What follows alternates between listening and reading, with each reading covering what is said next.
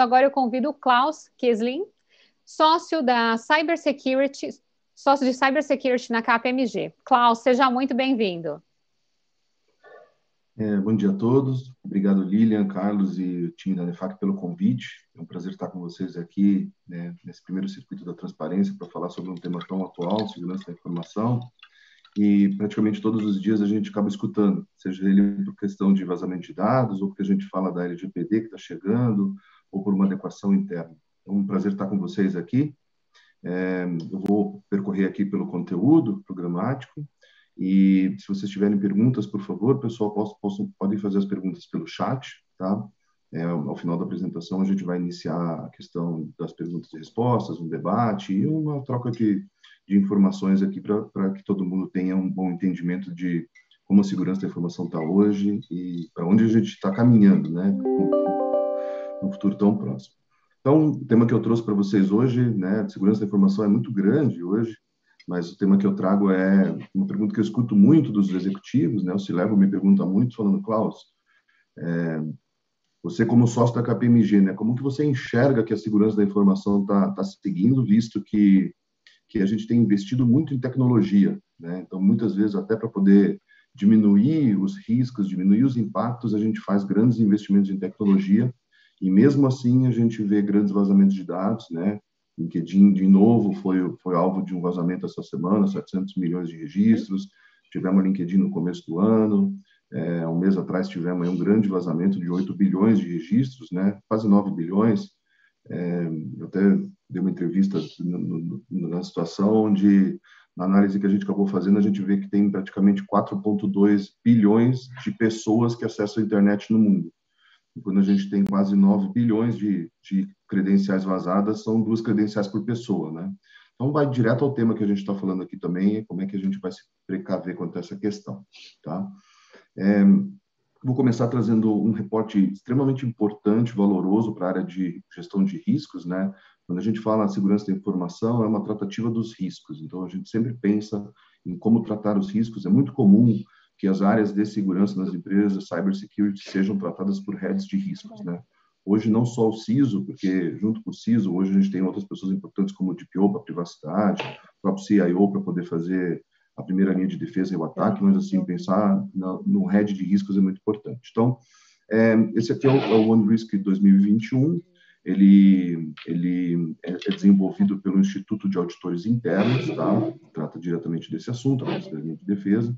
Então, a gente tem aqui as respostas, né, mais de 3 mil C-Levels em relação ao desenvolvimento para o futuro, principalmente a curto prazo. O que a gente vai ver em 2021, 2022? A grande preocupação hoje deles é proteção de dados, né? Então, como fazer a governança dos meus dados, a questão de gestão de continuidade do negócio, né? Hoje, fortemente, a gente vê as empresas preocupadas com esse tema, porque antigamente a gente tinha um vazamento e a gente acabava, muitas vezes, tendo até um prejuízo financeiro. Mas hoje a gente sabe que, por exemplo, o dano de imagem a uma empresa pode acabar com essa empresa, né? Ou pode desvalorizar tanto a empresa que ela se torne sustentável. Claro que o tópico de cybersecurity é na frente aqui, porque é o método da gente remediar. E trago também importante ali a cultura, né? Que é um assunto que a gente vai falar também, mas como aculturar as nossas pessoas, né? Como trazer conhecimento para que possam ser tomadas as melhores decisões, tá? Quando a gente fala para o que está acontecendo no mundo, né? A gente acaba se deparando hoje com muitas regulamentações. Então, privacidade, com certeza, nos últimos 2, 3 anos, né, está na pauta de todo executivo, e como se preparar principalmente para a lei de privacidade do seu país. Hoje a gente já tem aí mais de 60 países, 60% dos países já com leis de privacidade e andando, né? A gente vê, infelizmente, que alguns países ainda não começaram, mas, por exemplo, grandes leis que a gente acaba atuando, como a GDPR, né, europeia. É interessante que a primeira versão da GDPR foi em 1995, para vocês terem uma ideia. Então, olha quanto tempo levou para que a gente adquirisse maturidade suficiente para poder chegar na implementação de uma GDPR e hoje ter essa questão implementada. Muito próxima dela, a gente tem a nossa LGPD, né, a Lei Geral de Proteção de Dados, já está em vigor há um ano, né, desde setembro do ano passado, e a partir agora do dia 1º de agosto a gente começa a ter as sanções administrativas e as multas determinadas, né? ainda entristece um pouco o público que trabalha com privacidade de ver que a nossa ANPD, que é o órgão regulador, ainda não está totalmente formado. A gente ainda tem aí um passo para poder ser dado muito importante, porque existem alguns pontos da LGPD que, desde a sua criação, né, desde a sua sanção lá atrás, ainda pelo Temer, é a própria agência reguladora que vai determinar. Então, assim, não ter a agência completa, não saber alguns direcionadores impactam diretamente, né? A gente tem muito forte vindo a CCPA também, né, da Califórnia, dos Estados Unidos. Nos Estados Unidos é um pouco diferente, né? As leis normalmente elas não são republicanas, né, que eu digo nacionais. Ela começa num estado e depois vai expandindo. A gente viu assim na lei armamentícia, na lei de pena de morte e tantas outras que acabaram vindo, e os países e os estados, né, eles têm autonomia para poder decidir. Se a gente for pegar os nossos países mais próximos aqui, a gente já tem Argentina, Chile, Peru, Colômbia, todos eles com lei de privacidade, né? Fato interessante aqui, a Argentina, que a primeira versão da lei da privacidade da Argentina foi em 2000, então já tem aí 20 anos de maturidade, mas a lei foi muito inicial, e agora, em 2020, o Senado argentino resgatou a lei para poder fazer os ajustes necessários, para poder trazer uma proximidade com o que a gente enxerga hoje na LGPD, GDPR e tantas outras. Peru também bastante desenvolvido, Chile já bastante desenvolvido também, essa é uma parte legal. Então, o mundo hoje está ficando cada vez mais regulado, né? A gente escuta não só a questão, por exemplo, de privacidade, mas em outras indústrias. Então, você pega a indústria financeira, o Banco Central ultimamente tem apertado o cerco, né? A gente vê normativos que acabam saindo do Banco Central, como 3909 agora, 4658 antes, que falam o que cada empresa precisa fazer. Então, me lembro na época da 4658 que tinham duas novas políticas que foram criadas, sabe? A política de segurança cibernética da empresa e a política de resposta a incidentes cibernéticos. Por quê? Porque se entendia que só a parte de segurança da informação, ela acabava não trazendo essa clarificação sobre o que é a questão cibernética, né? Que é aquilo que a gente trata para a internet. Quando a gente olha por um espectro maior, né, segurança da informação como um todo, inclui cibersegurança, hoje, né, a boa prática, ou as empresas que fazem um plano diretor de segurança da informação, né, um PDSI, ou um outro nome de falar é determinar a estratégia da segurança da informação, se dividem nesses 17 domínios diferentes, né? Então, aqui praticamente a gente tem a cobertura dos itens que estão atrelados à segurança da informação. E aí a gente consegue pegar a parte de políticas, a parte de relatórios, a parte de sistemas, a parte de pessoas, garantias, seguranças físicas e tantas outras. Gestão de continuidade é uma das importantes aqui, né? Eu vou pegar um desses tópicos, né, para a gente poder remeter lá ao assunto aqui tratado hoje, né? Então, a gente vai falar um pouco sobre gestão de ameaça e incidentes, né? A gente vê o que a gente acaba enxergando na parte de tecnologia, que talvez falte a parte de processos, falte a parte de pessoas, mas como é complexo, né, e quanto grande é a parte de segurança. Então, aqui eu trago um exemplo, tá, de uma plataforma de SOAR, né, que é uma plataforma de resposta a incidente automatizado, onde a gente tem aqui diversos níveis diferentes de serviços que uma empresa pode prover. Tanto serviços de segurança, como serviços de TI, como serviços da parte de auditoria. Então, cada um desses logos que eu trago aqui, né, e claro que existem muito mais logos para cada uma dessas caixinhas, né, então ali, por exemplo, Splunk e Radar são talvez aí as duas ferramentas mais estabilizadas de CIEM que a gente tem, mas tem tantas outras, né? A gente tem NetWitness, da RSA, a gente tem AppSite, a gente tem ferramentas novas como Elastic, que tá vindo com uma força interessante, né? Uma ferramenta de Log Manager se tornando também uma ferramenta de CIEM. Então, eu trago alguns exemplos aqui e cada uma desses assuntos ele tem uma vasta gama de fabricantes disponíveis. Mas aí o importante é, quando a gente acabar escolhendo, a gente não consegue escolher um fabricante que tenha tudo isso. Então a gente tem que pensar sim numa mescla e aí determinar uma plataforma. Então aqui, por exemplo, é uma plataforma de resposta a incidente, praticamente completa, que tem aí bastante tecnologia aplicada, né? Então assim, se a gente pegar cada ferramenta dessa tem lá seu valor alto para poder ter o consumo, manter essa ferramenta atualizada com as últimas regras, manter essa ferramenta no estágio de operação, a gente tem um bom investimento. E aí o grande problema é, legal, e por que os dados continuam vazando, né? Se a gente olha os últimos vazamentos de dados, como eu acabei citando, a gente vê que o grande problema ainda está na credencial, né? Então, aonde vazam os dados hoje ainda? Ainda são nas pessoas, né? Quando a gente olha qualquer avaliação que a gente faça de um ambiente, qualquer empresa de consultoria vai olhar ali, né? A parte de tecnologia, a parte de processos e a parte de pessoas. E a gente vê ainda que o grande problema, quando a gente faz uma análise de um vazamento de dados, né, ou uma análise de uma invasão que acabou acontecendo, a gente ainda tem uma incidência muito grande das pessoas. Eu vou trazer uns dados estatísticos para poder ilustrar aqui, para vocês verem como interessante, né, essa questão em relação, por exemplo, ao que o meu time de Threat Intelligence trouxe, o time de Threat Intelligence da KPMG montou para que eu pudesse apresentar para vocês. Eles fizeram uma análise das 10 principais senhas vazadas no ano de 2020, tá? Então, essas são as 10 principais senhas, né? Então, a gente vai ver que, infelizmente, ainda de 1 a 6 e 1 a 9 são as duas senhas que mais apareceram. E 1 a 6 apareceram quase aí 10% das senhas vazadas, né? Então, a gente acabou coletando, né, essas tantas milhões, bilhões de senhas que acabaram sendo divulgadas e a gente acabou consolidando. E a gente percebe que são senhas muito simples ainda, né? Tipo, password é A4, 1, 2, 3, 4, 5, né? Seis números 1 seguidos. Então, assim, o que a gente percebe é que a maturidade das pessoas ainda é muito baixa, né? E a gente gasta um caminhão de dinheiro para se preparar na tecnologia e a pessoa não consegue entender que, por exemplo, a senha de rede é tão importante para a empresa como a senha do banco dele é importante para ele, né? Porque para uma pessoa física, tudo está ali, né? O banco é a joia da coroa. Para a empresa, né, a joia da coroa são os dados que ele tem, muitas vezes, para poder se utilizar, né, os dados de estatísticos que eles têm, né? Eu lembro um grande trabalho que eu fiz para uma empresa de mídia e entretenimento no Brasil, onde os dados estatísticos de Ibope eram muito importantes para poder saber como você ia atacar cada uma das empresas.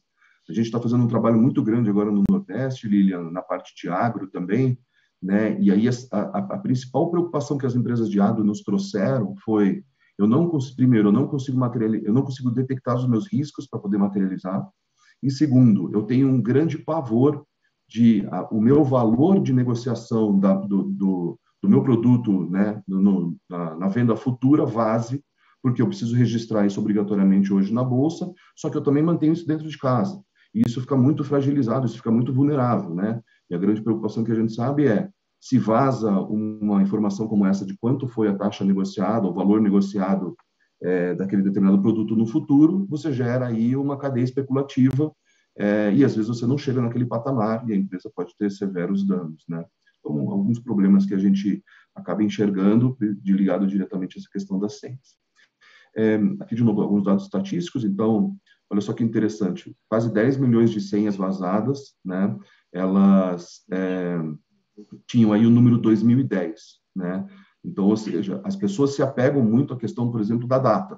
Então, muitas empresas. E aí, por que 2010? 2010 a gente teve a migração para essa plataforma de Windows que a gente acaba tendo hoje, né? Então, se a gente for olhar para o passado, a gente vê que a plataforma de Windows que a gente acaba tendo hoje, ela foi lançada em 2010 e provavelmente muitas pessoas acabaram trocando a senha e se utilizaram desse artefato da data e nunca mais trocaram de senha. Estamos, talvez, há 10 anos com pessoas que não trocaram de senha, né? Quando a gente fala de nomes, né, claro que a amostragem que a gente tem é internacional. Então, olha a preocupação. Praticamente 7 milhões de senhas tem a palavra Eva, Alex ou Ana, né? Se a gente for olhar times esportivos, né? Então, olha só que interessante. A gente vai ter ali, né, times de futebol, times de basquete liderando, né? Então, provavelmente, se eu for fazer um trabalho, né, em Miami, a palavra hit pode ser um foco para mim. Se eu juntar hit junto com 2020 para uma senha aí de 8 caracteres, já virou uma senha interessante. Ou se eu estiver fazendo na Europa, às vezes Liverpool, apesar de ser um time mundial hoje. Mas olha só que interessante, a gente acaba tendo esse problema. Olha o outro, né? Cidades. Praticamente aí 2 milhões e 300 mil senhas tem a palavra Abu, depois Roma, depois Lima. Então, assim, tudo isso é artifício para o atacante, né? Quando o atacante vai montar uma fórmula, né? A gente sempre fala muito que antigamente existia aquele ataque de força bruta, né? O pessoal falava de brute force. Eu pego uma credencial e aí, se o meu site não for devidamente protegido, eu posso testar todas as senhas possíveis e imaginárias. Legal, até tem um slide lá no final que fala disso. Mas hoje a técnica é invertida. Hoje, o que a gente faz? O atacante hoje, a primeira coisa que ele busca fazer ali, uma das primeiras coisas, é buscar fazer a enumeração dos usuários válidos dentro de uma determinada plataforma. Porque aí o que eu vou fazer? Se 10% das minhas senhas vazadas foram 1, 2, 3, 4, 5, 6, e se eu consigo enumerar meus usuários e eu chego, por exemplo, a 300 usuários, concorda que é grande a chance, ou pelo menos estatística, de 30 desses usuários terem 1, 2, 3, 4, 5, 6? E quando eu acabo aplicando um pouco de inteligência com essa questão, né, de ter nome da cidade, nome de uma pessoa, né, onde ela está localizada, eu acabo potencializando essa minha estatística, né? Olha aqui, se a gente for olhar como comidas e bebidas, a gente vê que 6 milhões de senhas tem uma palavra ICE. Então, 10 milhões de senhas tinham em 2010, 6 milhões de senhas tem a palavra ICE. Aí eu vou lá naquele território que tem, ou naquele time, pronto. A minha chance de sucesso é grande.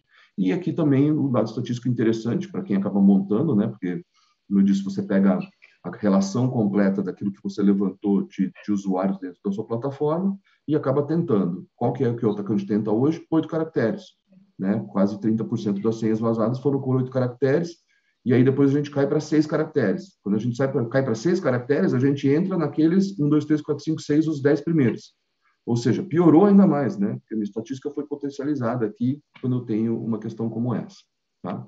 E aí, que por último eu trago, né, eu falei um pouco sobre a questão do brute force, então aqui eu trago um exemplo para vocês de senhas mais seguras, né? Então, assim, a gente tem aqui desde somente números, né, do lado esquerdo, a gente tem até ali do lado direito, onde a gente tem letras, números, maiúsculos, minúsculos, caracteres especiais, né? Que é aquilo que a boa prática hoje acaba pedindo para que você faça essa aplicação, né? Então, por que as empresas que têm uma boa maturidade de segurança pedem para que você troque a senha uma vez a cada 2, 3 meses? Por que você não pode repetir as últimas 10 senhas? Para que a gente consiga começar a colocar senhas mais fortes, né? Então, se a gente pegar aqui, por exemplo, né, citei aqui que a gente troca a senha a cada, por exemplo, 3 meses. Então, se eu pegar aqui uma senha de 7 caracteres, entendeu? Que não tenha símbolos, por exemplo, 7 meses para poder fazer uma quebra de uma senha como essa. Se eu troco a cada 3 meses, o que vai acontecer? A minha chance de eu ter essa quebra de senha é muito baixa, entendeu? Se eu conseguir colocar um caractere nessa minha senha, olha só, ela já vai para 5 anos. Então, uma senha praticamente, hoje, uma senha com 10 caracteres, que tenha maiúsculos, minúsculos, números, caracteres especiais, leva 5 anos para ser quebrado num brute force. Aí, de novo, né? O que você acha que o atacante vai fazer? Você acha que o atacante vai ficar tentando quebrar minha senha durante 5 anos? Ou ele vai pegar a primeira senha que ele quebrou e ele vai acabar utilizando? Então, se eu consigo trazer pequenos incrementos como esse, né, eu já consigo ter uma aplicação melhor para ela. Ou também um dado importante aqui se eu tiver, por exemplo, um processo interno, né, quando a gente fala de senhas hoje, é muito comum na ferramenta a gente olha e fala, tá bom, eu tenho um cofre de senha. O que é o cofre de senha? É a ferramenta que faz o armazenamento e a governança das senhas dos usuários administrativos. Ou seja, um usuário administrativo é aquele que pode causar maior impacto dentro da minha companhia. Por quê? Porque ele tem as senhas especiais, porque ele consegue apagar, ele consegue criar. Então, ele consegue criar um usuário administrativo novo, que pode ficar escondido. Então, existe uma ferramenta chamada cofre de senha que faz esse armazenamento. Poxa, Klaus, mas eu não tenho hoje condição de implementar ainda uma ferramenta como essa, mas eu queria ter um nível já de segurança, né? E aí eu me lembro, por exemplo, tenho aí quase 25 anos de carreira, lá em 2000, né, eu ainda trabalhava na HP, e a gente teve o boom dos data centers, né? Então, assim, os data centers eles foram criados. Então, o TIC da Telefônica, data centers da Oi em Curitiba, Belo Horizonte, Brasília. A gente teve um boom nesse momento dos principais data centers, né? Que acabaram hospedando aí os ambientes dos clientes.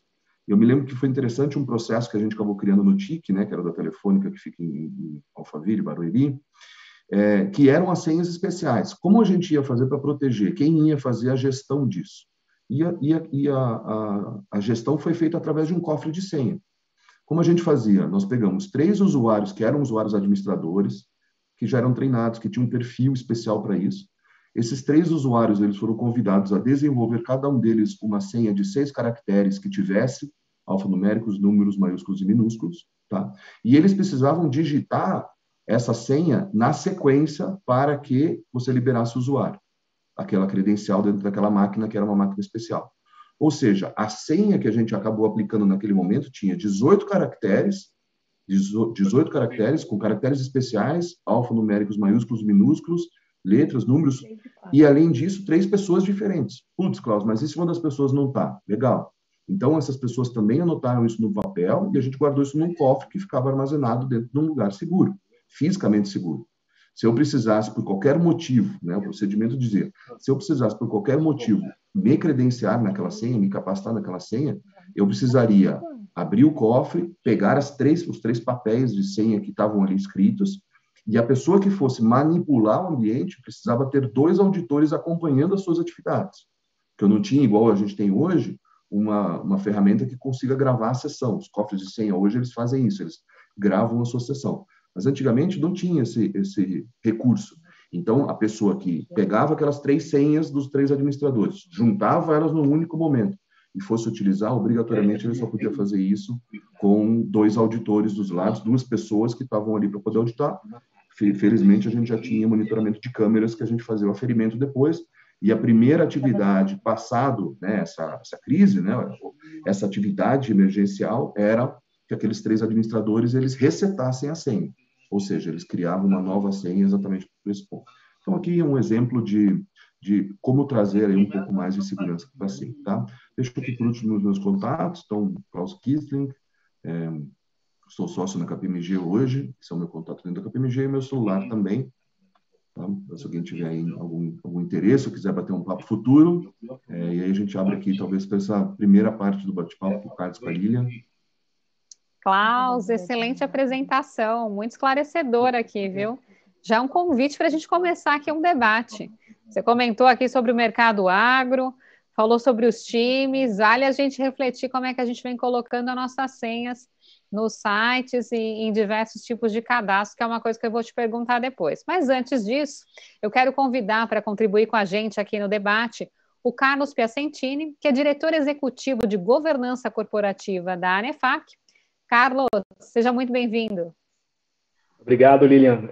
Primeiramente, obrigado, Klaus, aí, brilhante apresentação. É muito interessante ver como as coisas acontecem hoje no cotidiano da empresa, né? A forma de escolha das senhas, definição das senhas, parece uma questão fundamental aí. Eu já estava preparando aqui para te perguntar como que a gente faz essa gestão de senhas aí, porque a gente criar uma senha forte, né, com segurança, cada uma para uma aplicação diferente dentro da empresa hoje em dia, né? É humanamente impossível você lembrar delas. Mas, enfim, e hoje, no mundo cada dia mais digital, né, onde as empresas dependem cada vez mais aí de um sistema em nuvem para compartilhar suas informações, a gente percebe que a área de TI deixou de ser aquela pessoa que vinha só para resolver problema de configuração de e-mail, ou quando dava algum problema no computador, para participar cada vez mais de uma política de governança, né, das empresas. Então, nesse aspecto, como você entende que deveria ser uma área de cibersegurança? Foram 2 perguntas, então, vou começar pela primeira da parte das senhas, né, e a gente faz o apanhado aqui. Bom, essa preocupação, né, com as pessoas já não é de hoje. A gente vê que, principalmente falando da parte tecnológica, a gente tem aí 3 gerações, né, de incrementos de segurança, incrementos de tecnologia. A gente viu que ali, mais ou menos na década de 90, surgiu a primeira geração, que era a preocupação com a borda e com os computadores. Então, foi quando nasceram essas ferramentas de firewall, IDS, IPS, antivírus, toda essa parte que protege tudo aquilo que é o perímetro, né, para que eu não seja invadido através do meu perímetro, e também a questão dos meus computadores, tornar os computadores seguros. A segunda geração foi a preocupação da pessoa que sentava nesse computador seguro, né? Teve, inclusive, um conceito em 2002 que falava sobre os 3 As da segurança da informação, que eram o A de administração, acesso e autorização, né? E aí, talvez, né, essa grande preocupação que você trouxe em respeito à senha é a questão de autenticação, dele conseguir provar que ele é ele mesmo. E a senha, né, um método de autenticação junto com o usuário que acaba vazando hoje em dia. Então, hoje em dia tem ferramentas, né, como o cofre de senha que podem ajudar, tem ferramentas de gestão de identidade que vão trazer a governança do meu usuário, tem ferramentas de gestão de acesso que vão permitir com que ele mesmo, né, acesse a sua informação. Mas quando a gente remete isso para o usuário comum, quando a gente treina o usuário comum, existem alguns recursos. Primeiro, existem ferramentas hoje de cofres de senha pessoais. até gratuitos, que você pode ter no seu próprio celular, né? Então, dentro do seu próprio celular, você pode colocar uma aplicação, que é um cofre de senha, e aí eu vou entrar no site, por exemplo, da Amazon, e aí eu vou lá e eu vou verificar qual é aquela minha senha, né, que eu tenho armazenado ali, que também está lá. Então, essa é uma forma da gente conseguir fazer a administração. O que a gente sempre fala é que para os ambientes que eu não tenho single sign-on, né, que é uma ferramenta que faça a gestão das minhas senhas, é muito comum que o usuário, por ter uma quantidade gigantesca de senhas, faça um procedimento super arriscado, que é sincronismo das senhas. Então, eu sincronismo a minha senha para diversos sistemas diferentes.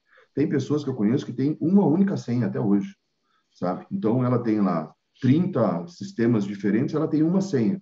E aí, quando eu tenho o vazamento da senha do LinkedIn, eu consigo acessar o Hotmail dele, eu consigo entrar no site da Americana e assim tantos outros.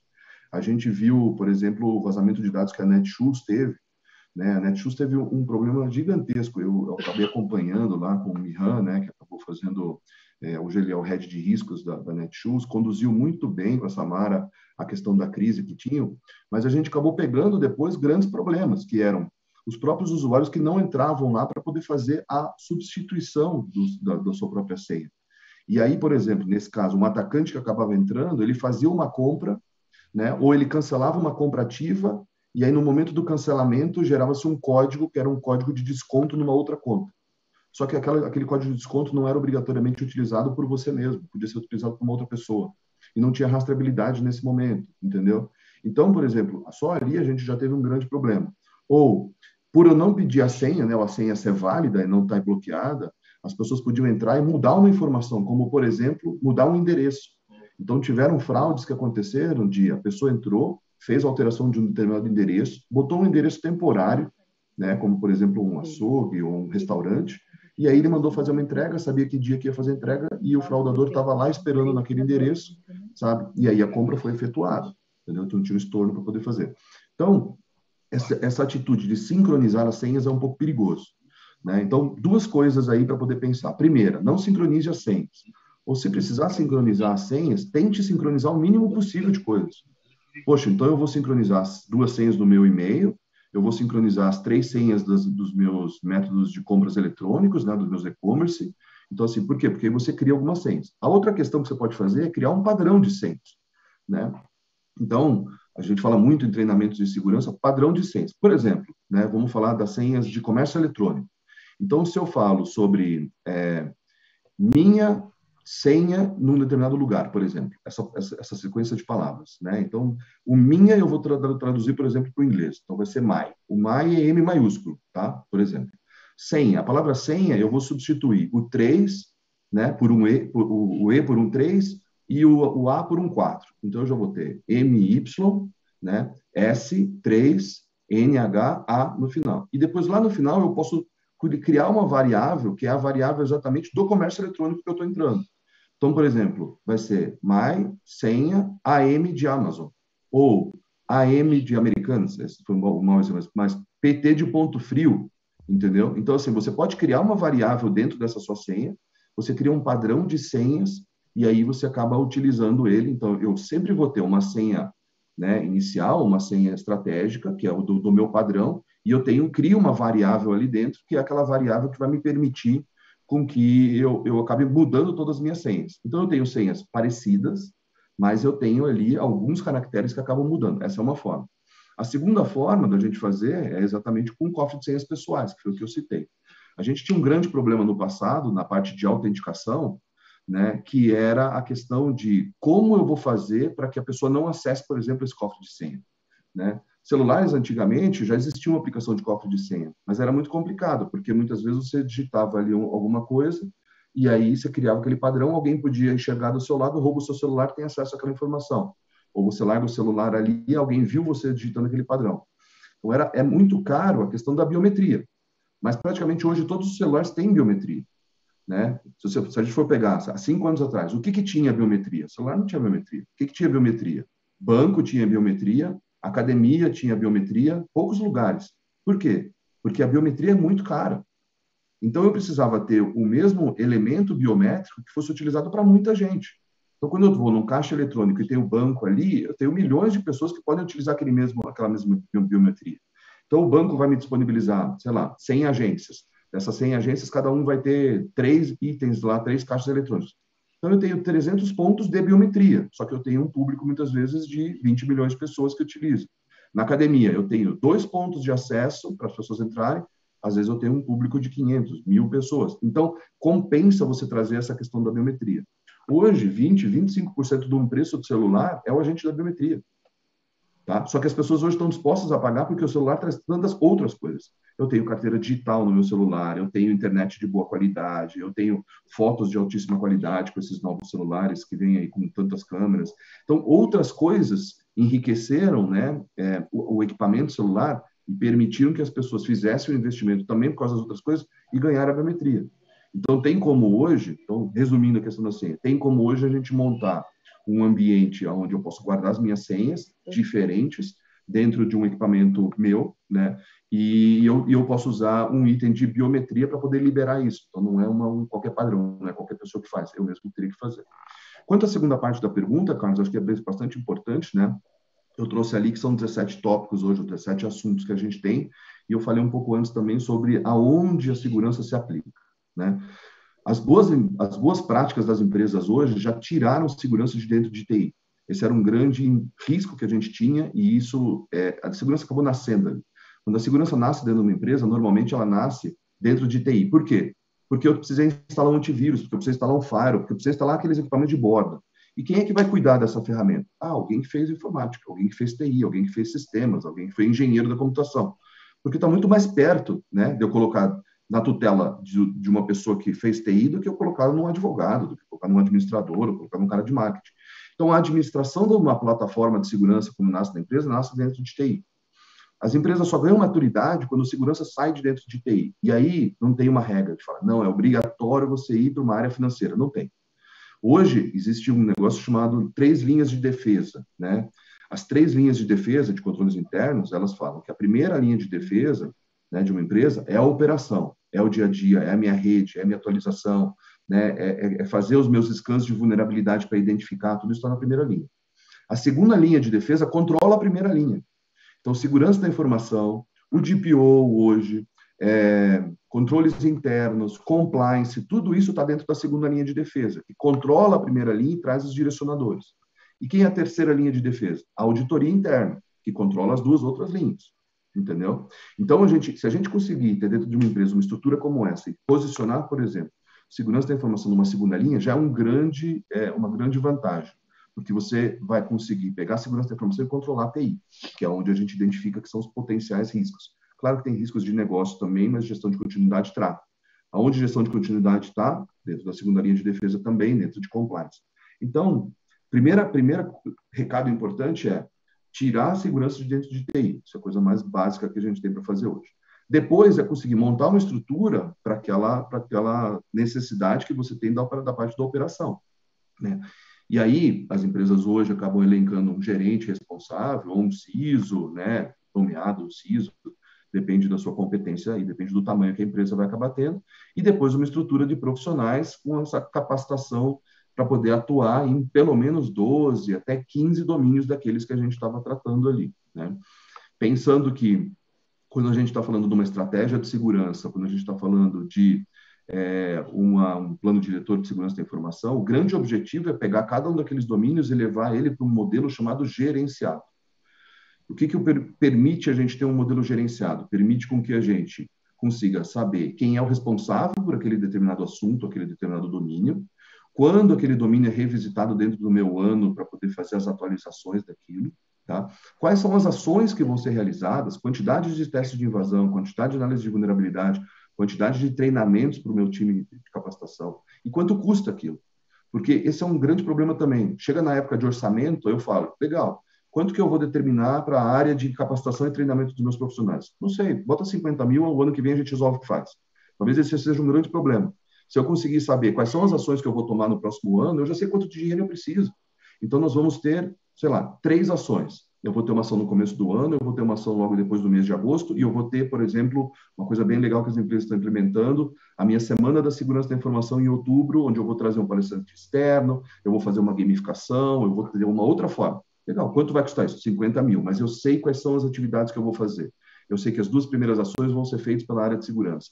Eu sei que a outra ação vai ser feita junto com a área de marketing, porque eu vou criar uma campanha para aquilo, para poder atacar o público. Então, elencar essa maturidade até o nível gerenciado é muito importante dentro da companhia, tá? Então, uma composição do time passa muito por isso. Posicionamento dentro da empresa, ter uma liderança nominal, para que as pessoas saibam quem é o responsável para quem tem que se responder, até porque hoje, como eu falei, tem os pares que são bastante valorosos, e montar essa estrutura pensando aí no mínimo 12 domínios daqueles. Klaus, você trouxe vários pontos aqui que envolvem muito o aspecto da empresa, né? Mas logo no início você comentou, isso acontece por causa das pessoas. Será que todo mundo sabe se seus dados foram vazados ou não? Eu constantemente acabo recebendo uma série de ligações e falo de onde foi que pegaram o meu número de telefone. Não é só a minha senha, é o meu e-mail. Eu acabo recebendo uma série de informações que eu não sei onde eu cadastrei aquilo. E aí, eu fui fazer uma consulta, por exemplo. Eu busquei num site para ver se meu dado tinha vazado e descobri que por um site o meu dado tinha vazado, meu telefone tinha vazado. Se foi por aquele motivo que eu recebo diversas ligações de operadoras oferecendo uma série de pacotes, não sei. Mas fato que o meu dado tinha vazado. Será que todas as pessoas sabem que seus dados vazaram? Queria que você comentasse um pouquinho sobre isso. Como é que a gente consegue contribuir na pessoa? Porque ela é o primeiro ponto, né? Então, na hora que ela vê o alerta, fala: opa, meu telefone vazou porque eu coloquei uma senha muito tranquila, eu já vou lá e vou mudar aquela senha naquele cadastro com aquele site. Conta um pouquinho sobre isso também. Acho que a gente tem uma coisa para explorar aqui. O que você acha? Legal. Então, assim, primeiro, acho que muito poucas pessoas sabem que foram vazadas, né? Então, assim, existem hoje algumas plataformas, né, que permitem que você entre e coloque a expressão regular, por exemplo, o seu e-mail, e você verifique se aquele seu e-mail algum dia foi vazado. Você pode até colocar sua senha para poder saber se a sua senha faz parte de uma base de dados como essa. Mas precisa acontecer um processo que é a empresa que teve os dados vazados disponibilizar aquela informação ou, no mínimo, confirmar que aquela informação é fidedigna para que você possa acreditar nisso, né? Um exemplo do que aconteceu há um mês atrás. Quando nós tivemos a notícia de um mês atrás, quando nós tivemos a notícia de um mês atrás, eles não falaram de 8 bilhões de senhas vazadas, eles falaram de 80 bilhões de senhas vazadas. Quando a gente foi ver a qualidade da informação que tinha ali, a gente percebeu que tinha muito lixo ali dentro, muita informação que era lixo lá dentro. Por quê? Porque a gente percebeu que, por exemplo, o que vazou foi uma base de dados, que é a base de dados do projeto Gutenberg, que faz hoje a digitalização praticamente de todas as literaturas que a gente tem no mundo. Então, a gente está nesse processo, né, para que a gente evite perder papel, né? A gente viu aí um incêndio no Rio de Janeiro, onde lá no museu a gente perdeu muito da nossa cultura, perdeu muito papel que tinha ali dentro. Então, tem um projeto mundial chamado Projeto Gutenberg que está digitalizando e com a SR toda essa parte da literatura que a gente tem escrita no passado. Então, por exemplo, das 80 bilhões de registros que foram vazados, né, praticamente 92, 93% deles não eram informações de usuários, né? Então, assim, primeiro ponto que tem, a empresa precisa ter a curiosidade para poder olhar aquele dado que tem e disponibilizar. Segundo, a informação precisa ser a informação fidedigna, era mesmo aquela minha credencial que eu tinha, né? E existem hoje algumas plataformas que permitem que a gente vá fazer essa verificação para poder saber se o meu dado é vazado ou não. Por exemplo, o vazamento de dados que a gente teve do LinkedIn no começo do ano, o LinkedIn, a própria Microsoft começou, o Google também, quando você acessava um site que tinha uma senha que foi comprometida no passado, ele já te notificava, falando: olha, essas 3 senhas suas foram comprometidas, elas já foram vazadas, sugerimos que você entre e faça a substituição dessa senha.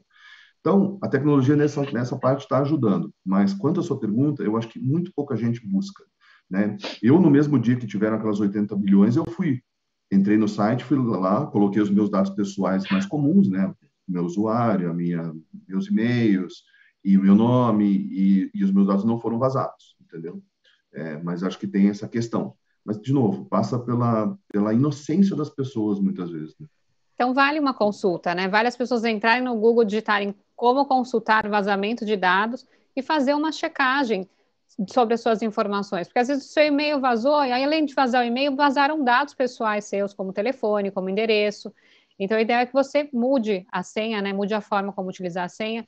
E realmente, quando você fala de 15 caracteres, envolvendo os símbolos, uma série de informações, e com essa mudança durante 3 meses, dificilmente a gente faz isso com os nossos e-mails pessoais. Normalmente a gente coloca aquela senha básica para não esquecer, né? Quando está na empresa, acaba seguindo a política da empresa, mas a gente tem que trazer isso para a pessoa, para a gente, porque isso tem que se virar um hábito e trabalhar na cultura, né? Para isso ser constante, né? Eu, por exemplo, tenho colocado caracteres sempre, colocado diversos símbolos quando eu estou criando senhas, porque eu, depois dessa passagem de ver meus dados vazando, eu estou tendo que mudar. Mas não tinha tanto esse mindset antes, tinha mais de seguir a regra para a empresa, mas não está cuidando tanto, não tá cuidando tanto do meu pessoal, né? Então, acho que esses dois lados têm que trabalhar juntos também. Você acha? Acho, com certeza. Assim, a gente, inclusive, eu no passado, em 2010, por exemplo, eu criei uma conta do Gmail, né, e redirecionei todos os e-mails que chegam ali para o meu e-mail pessoal, né, para poder saber. E o grande intuito que eu fiz isso lá em 2010 foi saber de quanto em quanto tempo o Google ia pedir para que eu substituísse a minha senha. Em 11 anos, quantas vezes, Lilian, você acha que o Google pediu para eu substituir minha senha? Ah, eu acho que o Google não pediu, porque. Exatamente. Imagina você pegar uma plataforma como essa e você simplesmente bloquear o acesso daquele determinado usuário porque o usuário não trocou a senha dele. Então, fazem 11 anos que eu tenho uma conta estatística, né, criada, e exatamente para poder saber quando que o Google, pela primeira vez, vai pedir para que eu incremente, né, qualquer tecnologia de autenticação. Né? Se ele vai me fornecer um token, vai mandar para o meu celular, por favor, porque esse pode ser um método também, que são utilizados Sim. pelas empresas. Por favor, venha aqui, atualize o seu cadastro, bote o seu celular atualizado, porque se eu detectar qualquer situação, eu vou te mandar uma mensagem para o celular para confirmar que você está fazendo aquela ação. Né? Então, por exemplo, e-commerce hoje estão fazendo isso. Quando você faz uma compra, minha esposa, semana passada, detectou uma fraude quanto a isso. Tinham feito uma compra no Fast Shopping faz um tempo, e aí mandaram para ela falando, olha, a informação ainda não foi paga aqui, você pode vir, por favor, confirmar? E, na verdade, não era, entendeu? Não era. Então, o Fast Shopping incrementou essa questão, mandou, e aí a gente recebeu um SMS, e aí você gera o alerta. Opa, pera um pouco, estão comprando alguma coisa? Era um celular que estavam comprando para poder entregar na Grande Aracaju, para ter uma ideia, entendeu? Então, assim, e aí a tecnologia tem conseguido atuar nas pessoas, mas você precisa da colaboração da pessoa de novo para ir lá e manter o celular atualizado. Porque se meu celular tivesse atualizado, talvez tinham comprado, mandado entregar lá, e se eu fosse uma pessoa relapse e não olhasse nem minha fatura do cartão de crédito, talvez eu tinha pago aquele celular para o Sergipano lá. Mesma coisa, Klaus, também a invasão nas redes sociais, né? O ter o autenticador para poder as pessoas não invadirem as suas redes sociais também é importante. Porque, Com de certeza. novo, lá se coletam dados e também trabalham suas informações. Desculpa, Carlos, te interrompi. Segue com essa pergunta. Imagina, Lilian. Klaus, mudando um pouco a lógica aí dessa pergunta, tá? Olhando um pouco do ponto de vista do empresário. A gente já entendeu um pouco, você colocou o que a empresa pode fazer para se prevenir do incidente de vazamento de dados, aí, né? Seja através da aplicação de senhas fortes ou criação de políticas de boas práticas. Né? A Lilian colocou agora a preocupação do ponto de vista do usuário, mas e depois do vazamento de dados? Né? Além de notificar quem teve seu dado vazado, qual que é a outra ação que a empresa pode tomar internamente? Legal. Então, é um assunto bem importante quando a gente fala do mundo empresarial, né?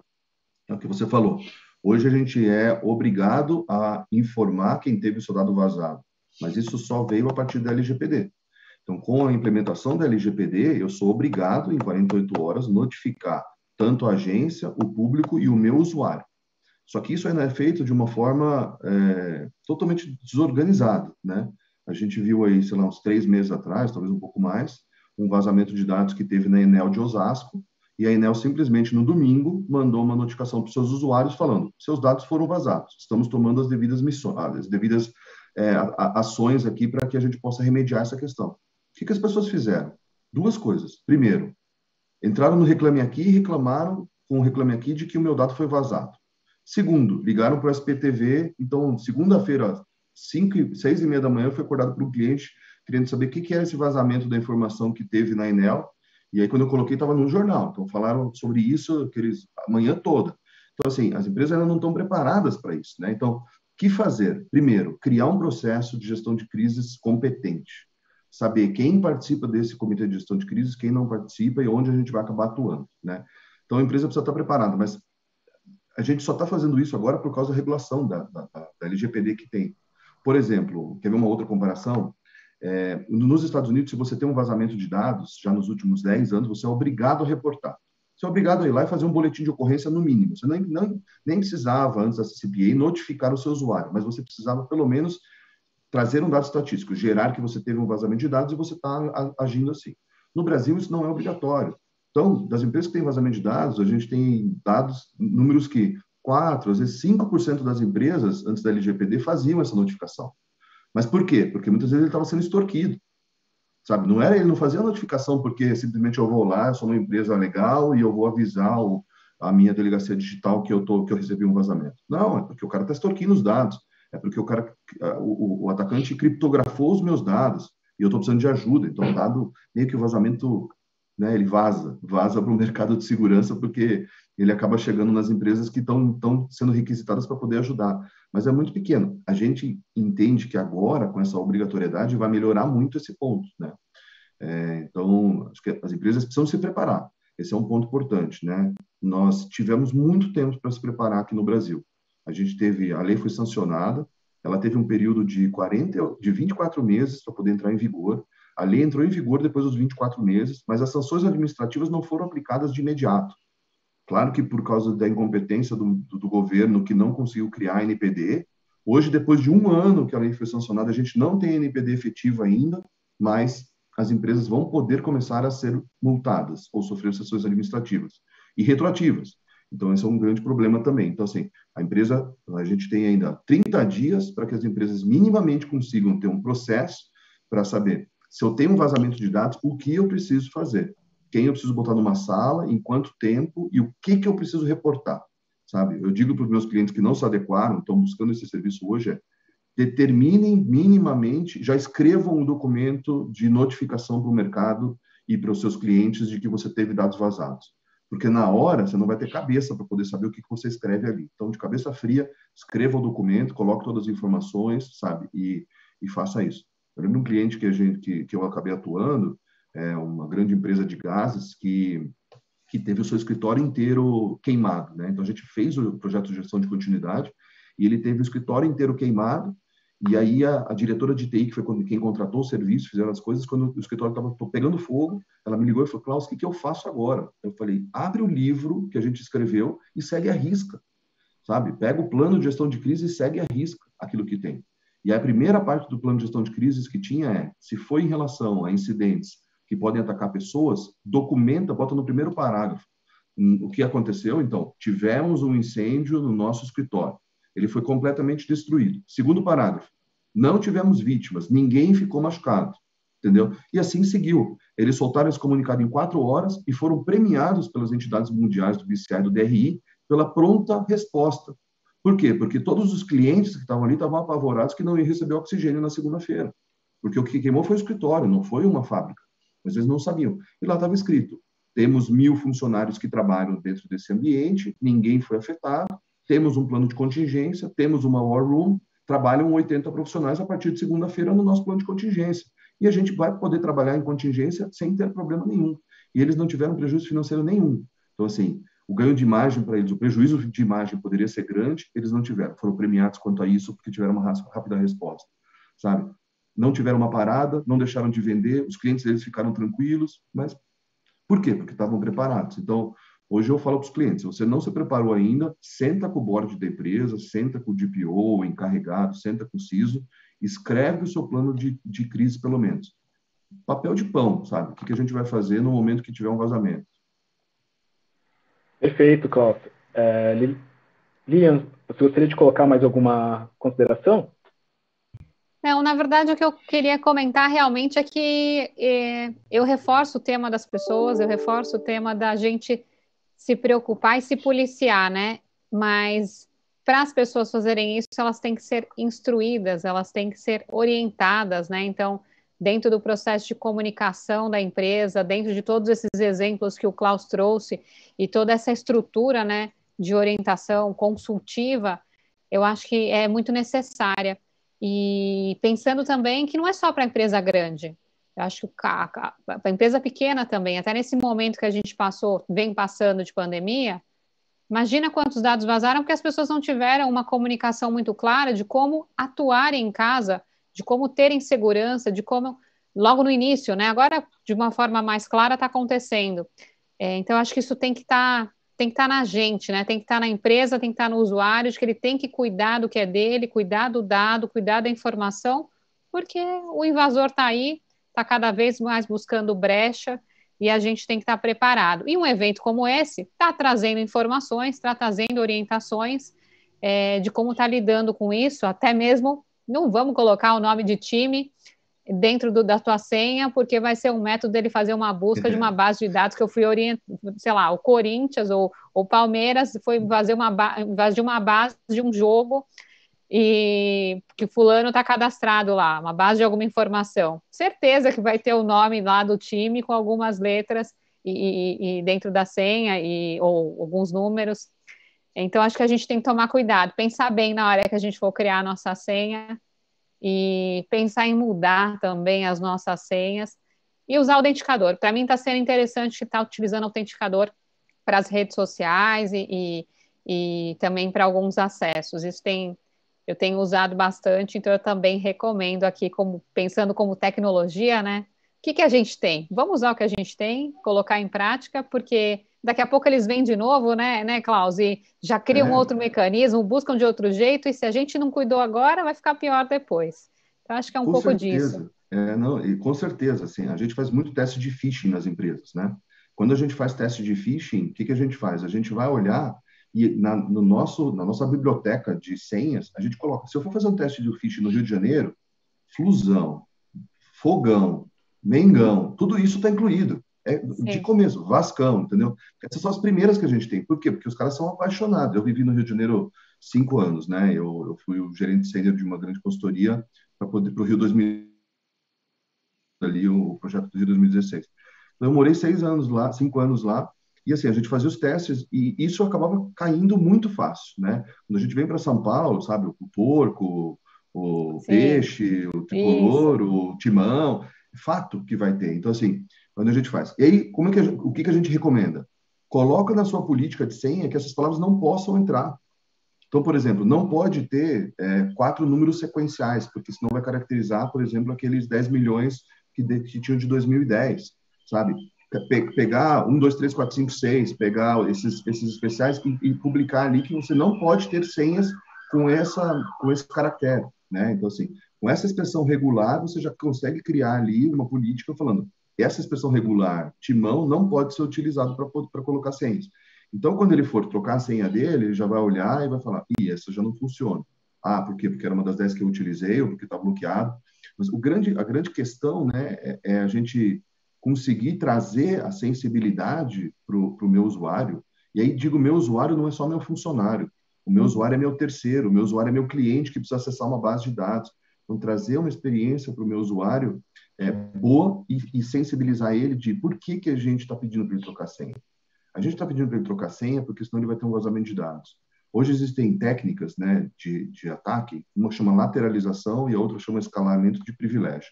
A lateralização é quando você invade uma pessoa e você consegue pular para uma pessoa que tem um perfil parecido.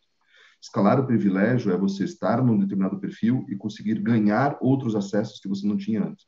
Então, por exemplo, Lilian, se eu roubo a sua senha, da sua senha eu consigo passar para o perfil do Carlos, quando eu chego no perfil do Carlos, ele pode ter um determinado acesso de superusuário.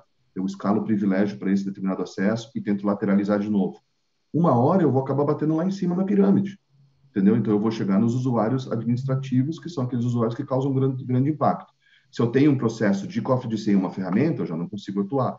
Então, também são essas técnicas. Então, assim, é complicado você pedir para o usuário trocar senha a cada 3 meses? Você precisa impor isso dentro das empresas hoje? Preciso, entendeu? Seja com tecnologia, seja com processo. Mas é muito mais importante você conseguir sensibilizar ele, né, para isso, né? E a experiência do usuário passa disso. Hoje existem, como eu citei, semanas de segurança da informação. E muitas vezes essas iniciativas podem ser baratas e podem ser lúdicas e podem ser divertidas. Eu acompanhei uma vez uma empresa, uma seguradora do Rio de Janeiro, que acabou fazendo um trabalho com biscoitinho chinês. Então, ela chegou numa noite e distribuiu o biscoitinho chinês pela empresa inteira. E ali dentro, quando as pessoas chegavam, aquele biscoitinho da sorte, sabe? Sim. O chinês não pode falar porque pode ter Covid dentro, brincadeira, mas o biscoitinho da sorte, né, chinês. Então, você abrir aquele biscoitinho da sorte, normalmente tem uma mensagem ali, né? Normalmente uma mensagem para levantar seu ego, para te dar um bom astral, alguma coisa. O que a gente fez? Colocou mensagens de segurança lá dentro.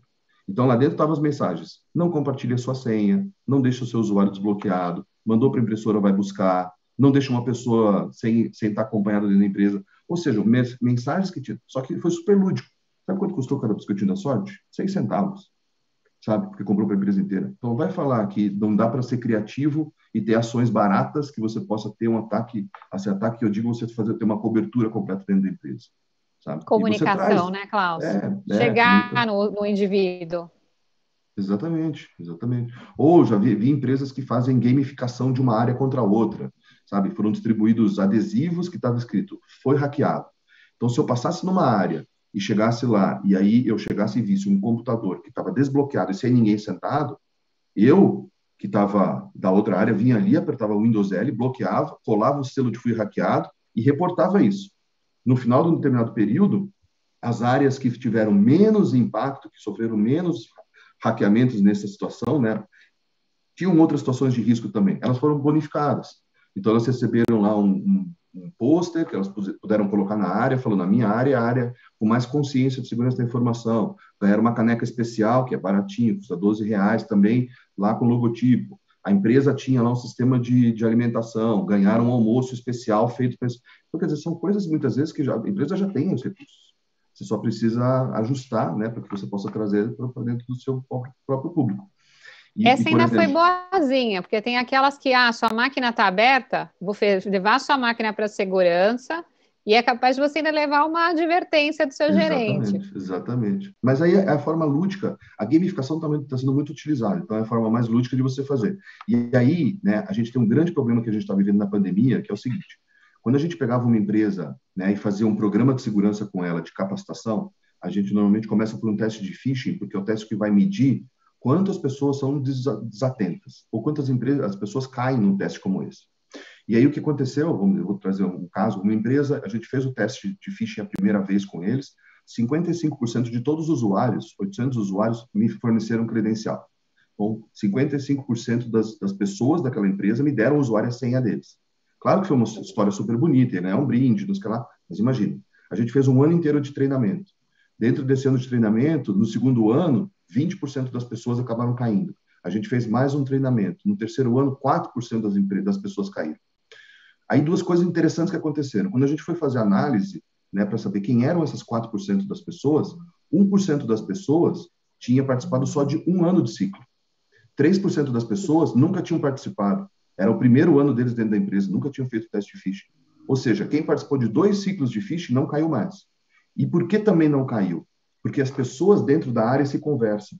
Então, quando você está dentro do seu departamento e você recebe um phishing, você já vira para o seu amigo do lado e fala, cuidado aí, hein? Chegou um e-mail lá da empresa, cuidado aí, nós estamos sendo atacados. Então, assim, eles se avisam dentro de casa e rapidamente avisam segurança. Por quê?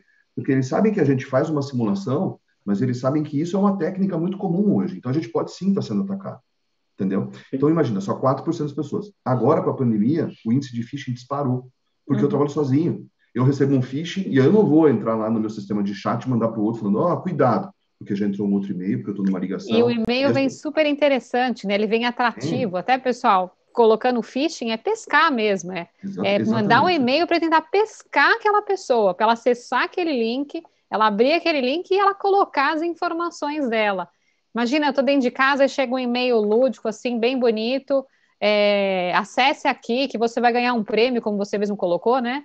E a pessoa está lá, está sozinha, vai clicar e vai olhar, está super colorido, acessa e acha que vai vir alguma coisa. E ainda vai dando sequência, né? E no final você vê que o seu computador foi invadido. Às vezes até mais do que isso, né? Chega um e-mail lá do Serasa, olha, seu nome foi inscrito no Serasa, ou multa, ou foi autuado pela Receita Federal, alguma coisa assim, e a gente acaba inserindo os dados ali.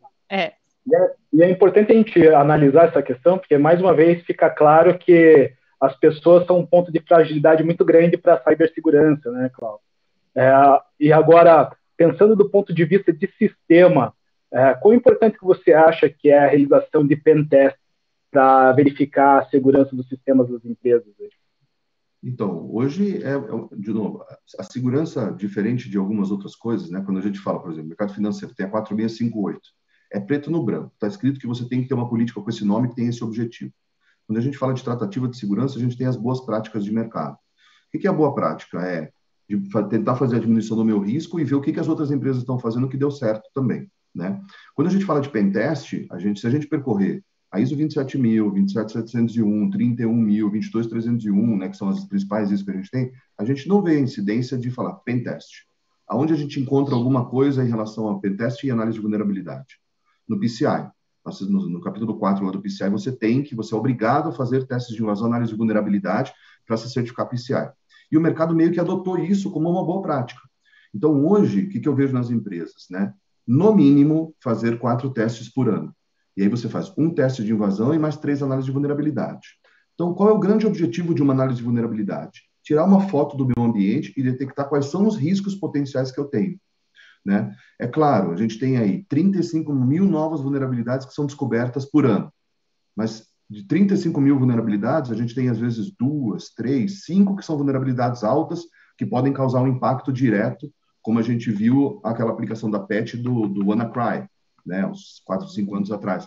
Era a falta de uma aplicação da patch da Microsoft que causava uma disponibilidade, causava um acesso remoto, e aí eu poderia inserir lá dentro, né, um agente que, quando ele é acionado, ele acabava criptografando a máquina. Então, quando acontece uma situação como essa, o mercado meio que se movimenta. Mas a gente precisa saber, né, o que está acontecendo dentro do meu ambiente. Então, pentest e análise de vulnerabilidade hoje é item básico que as empresas precisam ter. No mínimo, 4 vezes por ano. Então, uma vez a cada 3 meses, eu rodo ou como empresa terceirizada, né, existem muitas empresas que têm esse serviço, ou até mesmo internalizado, porque hoje tem ferramentas boas do mercado que já me trazem um resultado de uma análise de vulnerabilidade, falando quais são os ativos vulneráveis que eu tenho, qual é a criticidade de cada um desses ativos, né? Se eu posso aglutinar 2 vulnerabilidades para potencializar alguma vulnerabilidade como essa, e qual é o meu método de remediação. Então, as ferramentas hoje já te trazem falando, para essa correção de vulnerabilidades, você precisa aplicar essa patch.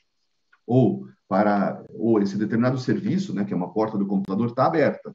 Existe uma vulnerabilidade que explora essa porta. Eu tentei, por exemplo, existem portas de banco de dados, né, que se conectam a bancos de dados. Por exemplo, apareceu uma nova vulnerabilidade que tem um banco de dados, eu detectei uma máquina que tem essa porta aberta, mas não tem instalado um banco de dados nessa máquina. Se aquela máquina não necessita de um banco de dados, desabilita aquela porta. Porque alguém desavisadamente pode instalar alguma coisa no meu computador e automaticamente instalar um banco de dados que ele nem saiba, que começa a responder naquela porta. Aí eu tenho uma vulnerabilidade ativa que pode explorar aquela porta e tem um banco de dados dentro da máquina. Então, o resultado de uma análise de vulnerabilidade te traz isso. Ele fala, essa porta é desnecessária. Desativa essa porta dentro desse pool de computadores porque você não precisa dessa questão, entendeu? Ou, inclusive, o reverso. Às vezes, eu identifico que tem um banco de dados numa máquina de um usuário que não deveria estar lá. E aí o usuário instalou o banco de dados porque ele trabalha com homologação e ele acha muito complicado se conectar na rede. Então, ele trabalha na estação local dele. Opa, eu tenho toda a minha informação que está lá no meu ambiente de produção, aqui dentro da máquina de um usuário como ambiente de homologação. Então, está errado. E aí a análise de vulnerabilidade, ela faz essa detecção. Então, assim, análise de vulnerabilidade nada mais é do que a tratativa que a gente tem de segurança. Identificação, categorização e mitigação do risco. Tá? E aí a gente vai saber se a gente consegue extinguir o risco ou se por uma questão de negócio a gente vai conviver com ele por um período. É um trabalho de assessment, né? Eu tenho que fazer uma varredura, entender o meu ambiente, entender a minha empresa, para ver aonde é que eu tenho que atuar. Exatamente, porque, inclusive, muitas vezes eu já vi acontecer de você faz uma análise de vulnerabilidade e detecta que falta a aplicação de uma patch. Aí o meu time vai e faz a aplicação daquela patch, mas a patch não pegou. Por algum motivo na atualização, a patch não funcionou. Eu já acho que aquele computador está seguro e não está. O que vai acontecer 3 meses depois? Eu vou ver que uma vulnerabilidade persiste. Eu tenho uma vulnerabilidade persistente, mesmo tentando fazer o método de remediação dele. Então, aí eu trato ele de uma forma diferente, entendeu? Se a gente não faz isso periodicamente, a gente acaba ficando iludido, né? Infelizmente, tem muito cliente que prefere não fazer análise de vulnerabilidade porque ele prefere não saber o risco que ele tem dentro de casa, entendeu? Mas a boa prática é fazer a aplicação disso. E pensando assim na viabilidade até financeira dessas aplicações aí, Klaus, quando a gente pensa nesse tipo de teste, de análise, logo vem à cabeça aí grandes corporações, empresas de tecnologia. Você acha que isso é viável de aplicar também para empresas pequenas e de médio porte? Acho. A gente tem, por exemplo, te falo das empresas que eu trabalhei, né? Não só da KPMG hoje, mas hoje a gente faz diversas sustentações em empresas como essa, onde eu tenho serviços abaixo de R$ 50.000 anual, para você ter uma ideia.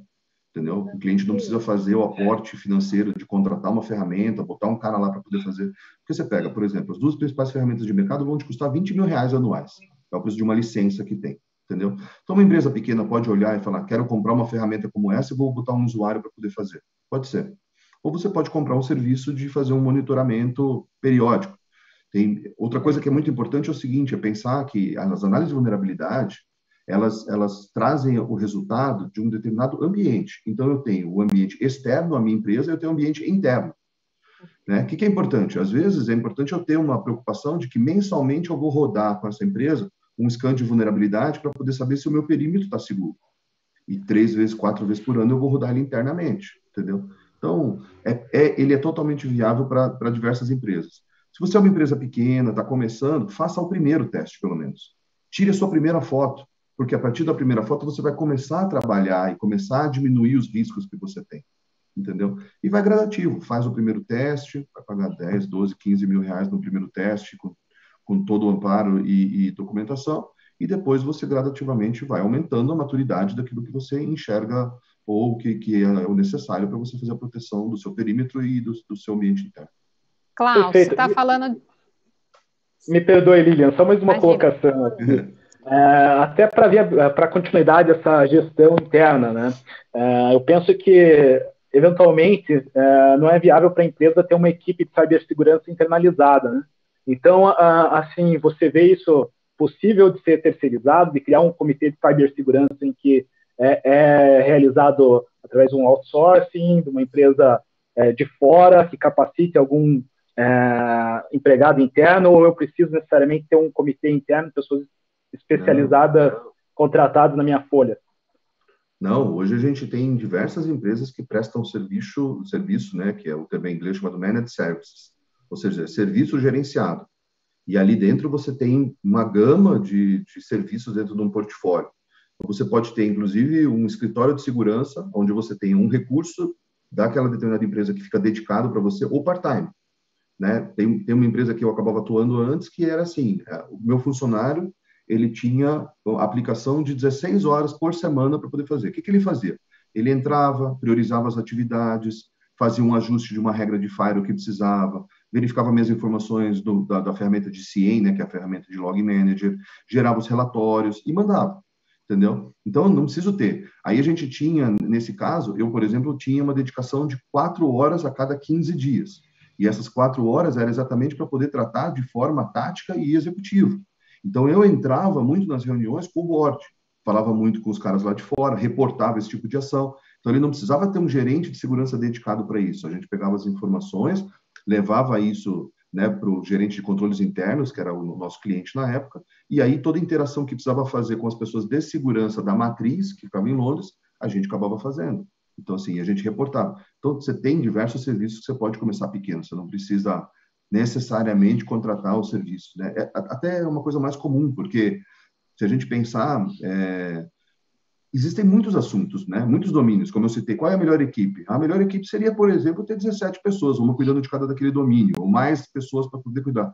Só que você imagina, hoje está muito difícil de achar profissional. Você pega as Big Four, todas elas têm 20 vagas abertas, sabe? E a gente tem. Hoje, se aparecer um talento bom, eu até brinquei outro dia com o nosso líder de advisor perguntando quantas vagas eu tenho aberto para segurança? Aí ele falou, se for talento, está ilimitado. Pode trazer que a gente tem demanda. E é verdade.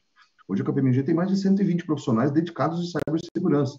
E aí, dedicados com especialidades diferentes. Um time faz pentest, outro time faz implementação de ferramenta de GRC, outro time faz implementação de gestão de continuidade. A gente tem um grupo bem bacana de 6 advogados hoje que trafegam projetos de LGPD.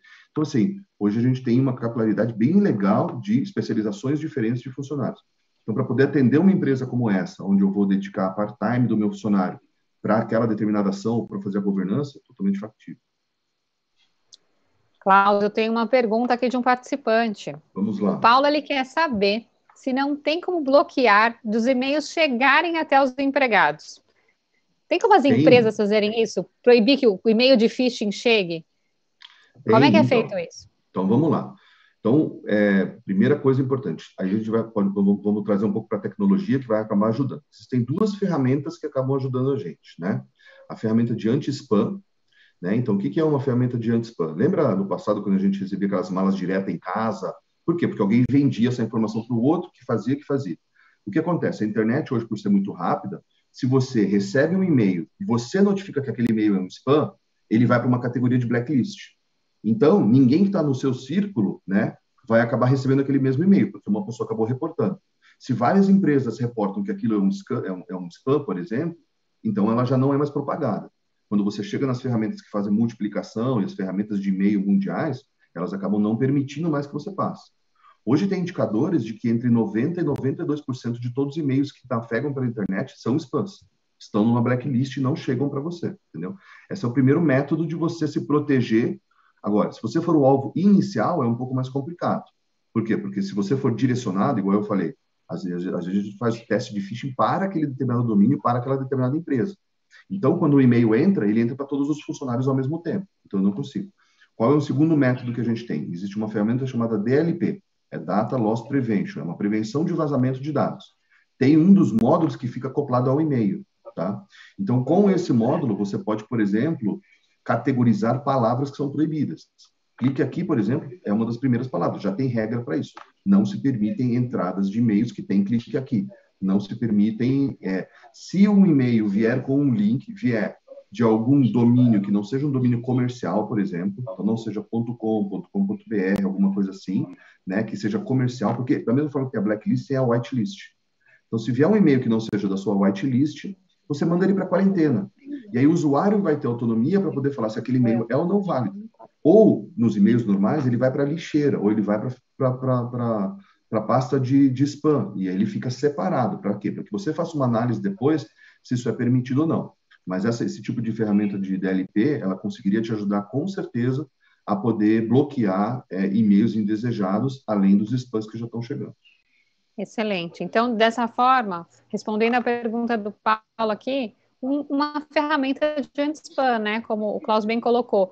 E o usuário ter a informação de que depois ele pode, sim, lá na quarentena e trazer de volta o e-mail se fizer sentido ou não. Porque muitas vezes as pessoas colocam um clique aqui para acessar um link de cadastro de um evento, alguma coisa, e não é um spam, é um e-mail realmente que ela tem que receber. Então, ela tem a possibilidade de ir lá e resgatar aquele e-mail. E também da empresa fazer o rastreamento, né? Entender quantos spams eles estão recebendo e tomar, de repente, alguma outra decisão de mais prevenção e atuar mais forte na segurança. De repente, está sendo bombardeado e não está sabendo, né? Exatamente. Essa é uma Esse ponto que você alternativa falou também. é bem importante, né? A gente está falando desde lá atrás de ensinar meu cliente que ele precisa trocar a senha, é tudo experiência do usuário. Se eu tenho um recurso como esse para poder trazer uma experiência do usuário, é bom. Por exemplo, esse exemplo que você deu. Participei de um evento e aí eu vou começar a receber notificações desse evento. O que eu faço? Eu categorizo aquele determinado evento ou aquele e-mail que chega do evento como um spam. Então, ele cai na minha pasta de spam. Eu não apago a minha pasta de spam, eu deixo ela ali, porque no dia que eu quiser participar de um determinado evento, eu vou na minha pasta de spam e eu procuro ali por aquele evento e aí eu entro no link. Entendeu? Então, eu não estou destruindo totalmente o e-mail, eu só estou deixando ele numa área que ele não me incomode durante o dia. Então, aí sim, ele continua estando ali, ativo, usável, e eu não estou inutilizando ele naquele momento, mas o que eu vou receber na minha caixa de entrada é só aquilo que eu preciso para trabalhar. Gente, deixem habilitados o recebimento dos eventos da NEFAC, hein? Porque eles te instruem a fazer uma série de coisas. Vamos lá, vamos encerrando aqui, Carlos. Perfeito, Lilian. Klaus, mais uma vez, obrigado aí. Brilhante exposição. Acho que o debate foi bastante enriquecedor. Deu para a gente ter um pouco de noção aí de como lidar com a área de cibersegurança dentro das empresas. Pessoal, foi um prazer. É um tópico super ativo. A gente está à disposição de vocês. Como eu falei, deixei os meus contatos. Se alguém tiver alguma outra pergunta que não foi sanada, pode me mandar um e-mail. Vai ser um prazer responder para você. Bom, obrigada, Klaus. Com isso, obrigado a todos que nos acompanharam. Deixo aqui meu convite a vocês que ainda não conhecem a ANEFAC. Acompanhem nosso trabalho através das nossas mídias digitais e nosso canal no YouTube, onde disponibilizamos muito conteúdo gratuito e atualizado para todos. Venha fazer parte da entidade. Excelente, Carlos. Pessoal, vale ressaltar que este ano nós estamos mergulhados em diversas ações na ANEFAC, fortalecendo a nossa própria governança, contribuindo com certificações de ESG, LGPD e controladoria, também núcleos de inteligência de mercado, gerando discussões sobre agronegócio, varejo e energia. Ponto colocado aqui também pelo Klaus com relação ao varejo. Ó. Obrigada a todos que participaram conosco e deixo também o meu convite a vocês. Acompanhe as ações do Circuito da Transparência, é uma agenda muito rica de informação e incentivo às melhores práticas empresariais.